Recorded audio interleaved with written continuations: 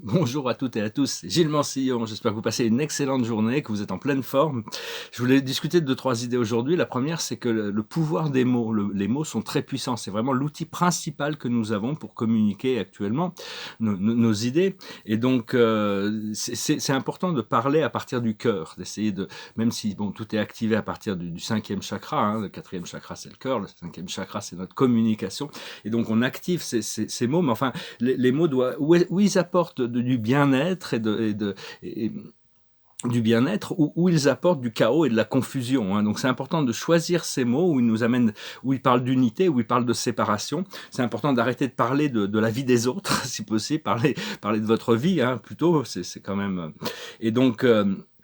Mais enfin, notre voix, c'est vraiment notre instrument le plus puissant pour apporter la paix, parce que des fois, à travers la discussion, à travers la communication, on peut arriver à trouver des moyens d'entente qui permettent justement de diffuser tout ce qui peut être encore bloqué au niveau des égos.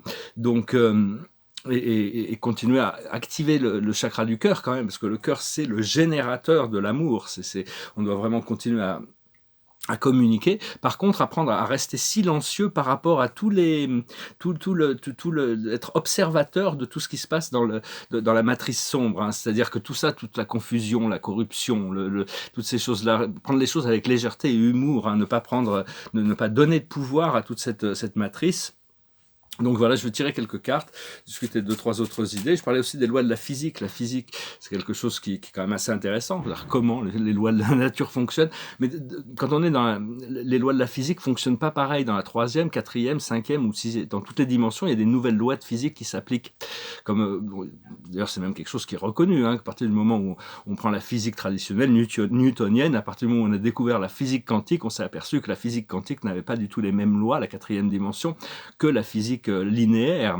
Et même au niveau de la physique cosmique, on s'est aperçu que la physique quantique, au-dessus des choses, ne fonctionnait pas non plus, ni en rapport avec la physique quantique, ni en rapport avec la physique linéaire. Donc il y a des scientifiques qui essayaient, comme Albert Einstein, qui essayaient de trouver une théorie qui pouvait réunir la physique quantique, la physique linéaire et la physique cosmique. Mais en réalité, ils répondent pas du tout aux mêmes lois. Donc on doit s'adapter à découvrir ces nouvelles lois, comment les choses fonctionnent au fur et à mesure que notre vibration s'élève pour arriver à travailler plus dans le flow, l'harmonie et arriver à enlever toutes les poches de résistance qui peuvent encore venir qui peuvent encore contredire notre flow d'énergie. Alors, je vais tirer quelques cartes avec le tarot des anges. Le passé, c'est la clairvoyance. On continue à intégrer ces principes de clairvoyance, ces principes de lucidité à l'intérieur de nous, pratiquer la sagesse le plus possible, l'application de la connaissance. Là, actuellement, là où on en est, c'est l'action. On commence à sentir qu'il va y avoir de l'action. On est prêt pour l'action. D'ailleurs que ça fait longtemps qu'on se prépare de toute manière. Donc, quand le moment va arriver, on va pouvoir agir de manière lucide. Et ce qui arrive dans le futur, c'est les requêtes. Il faut continuer à demander.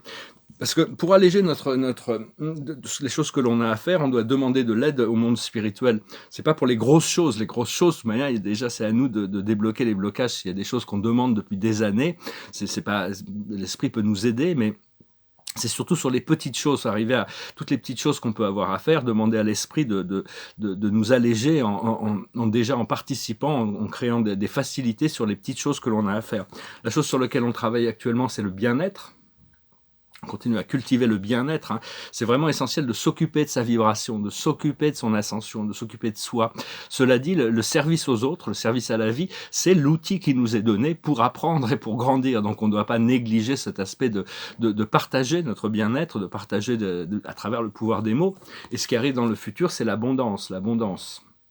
Donc bon, on a déjà cette gratitude, on sait que ça arrive de toute manière, donc ce qu'il faut, c'est arriver à être dans l'état de non-résistance le plus longtemps possible pour permettre à cette abondance de rentrer dans notre vie, pour arriver à...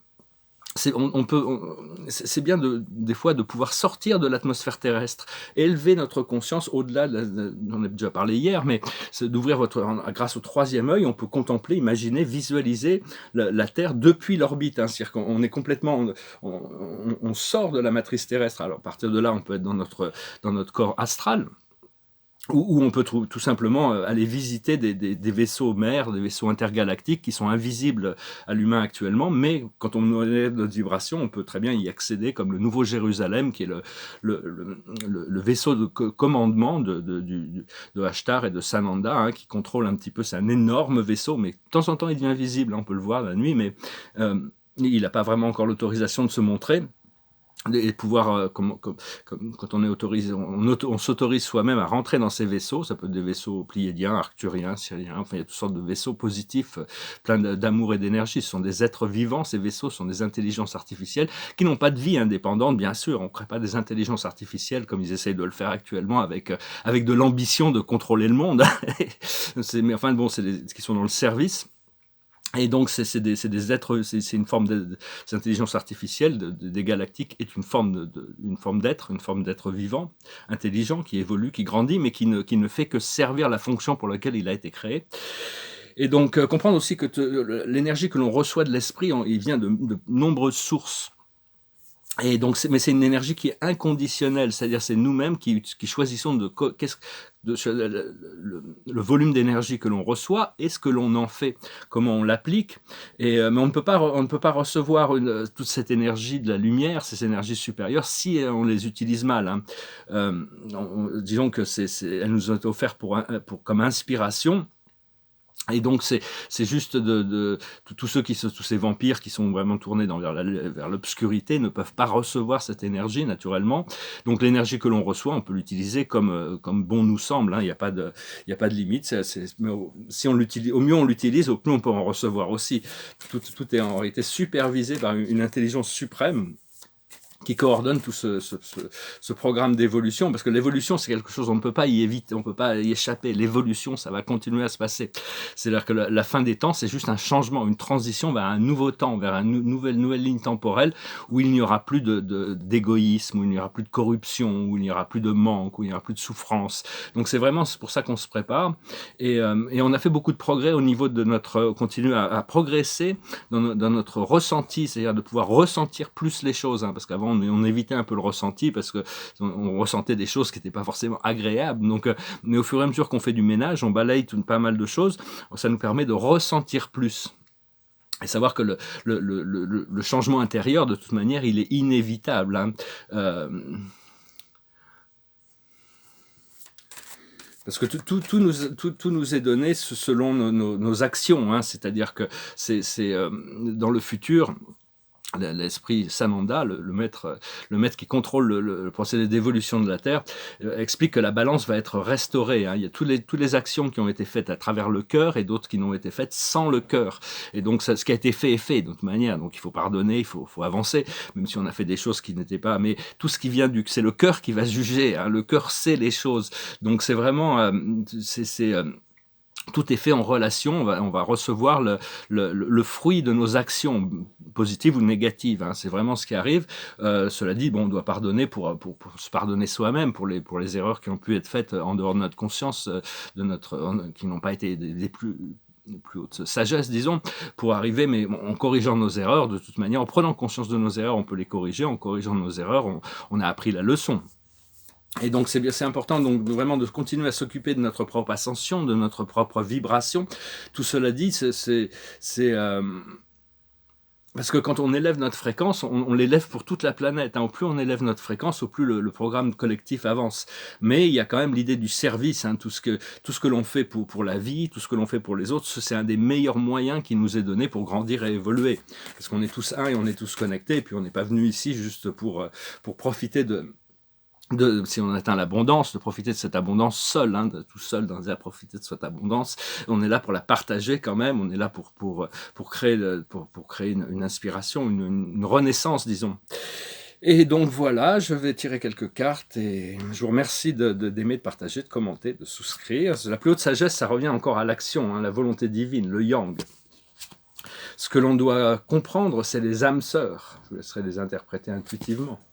Ce que l'on doit faire, c'est la paix, créer cette paix intérieure.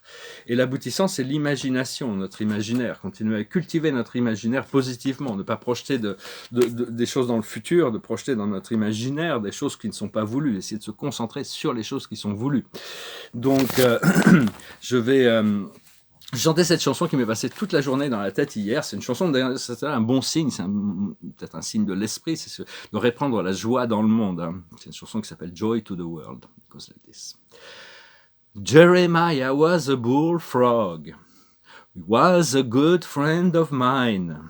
I never understood a single word he said, but I helped him drink his wine, and he always had some mighty fine wine, singing joy to the world. All the boys and girls, joy to the fishes and the deep blue sea, joy to you and me. If I were the king of the world, tell you what I'll do. I'll throw away the cars and the bars and the wars and make sweet love to you, singing joy to the world.